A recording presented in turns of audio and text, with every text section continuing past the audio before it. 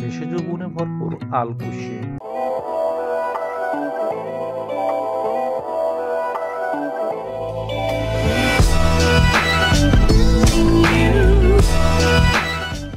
আলকুশি ঔষধি গাছ হিসেবে প্রাচীনকাল থেকেই সবচেয়ে বেশি আদৃত। রাজনীগন্ধুতেও এ গাছের উল্লেখ আছে। আলকুশি সাধারণত বর্ষজীবী লতা, কখনো কখনো বহু বর্ষজীবী হতে পারে। প্রতি 1 বছরে 15 মিটারের মতো লম্বা হয়। লতা ও পাতা শিম গাছের মতো। পাতা ত্রিপত্রিক, পত্রিকা প্রায় 12.5 মিলিমিটার লম্বা। কম বয়সী গাছ রোমশ। মঞ্জুরি দণ্ড 2.5 থেকে 5 মিলিমিটার লম্বা। ফুল ঈষৎ বেগুনি, কোনো কোনো প্রজাতি সাদা কিংবা গোলাপি রঙের। শুঁটি 2 থেকে 3 ইঞ্চি লম্বা, একটু বাঁকা। ফল লম্বাটে, মাথার দিকে বাঁকানো। রোমশ ও ধূসর রঙের। গায়ে লাগলে ফুলে উঠে ও চুলকায়।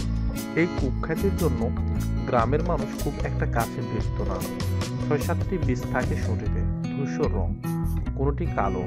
শুঁটি দেখতে শাক আলুর শুঁটির মতো, কিন্তু গোলাকার। বীজ চ্যাপ্টা ও ঈষৎ পিট রঙের, মুখ কালো। প্রতিটি বীজ 55 থেকে 85 গ্রাম ওজন হয়। সারা বছরই পর্যায়ক্রমে ফুল ও ফল পাওয়া যায়। কালীপদ বিশ্বাস ভারতীয় বনৌষধ গ্রন্থে এই গাছের অসংখ্য কার্যকর ব্যবহারের কথা উল্লেখ করেছেন। গাছের স্বাদুরস বায়ু ও ক্ষয়নাশক, রক্তদোষ ও ব্রণনাশক। বীজ ভেঙে মাসকলাইয়ের সঙ্গে জুস বানিয়ে খেলে শারীরিক সক্ষমতা বৃদ্ধি পায়। তাছাড়া গাছের বীজ, শাক ও মূল বাত, জ্বর এবং কৃমি প্রতিরোধে কার্যকর। বিছার কামড়ে বীজ পোড়া লাগালে কাজ হয়। এই গাছ পৃথিবীর বিভিন্ন অঞ্চলে উৎকৃষ্ট পশুখাদ্য হিসেবে ব্যবহার্য। ফল একসময় কফির বিকল্প হিসেবে ব্যবহৃত হতো।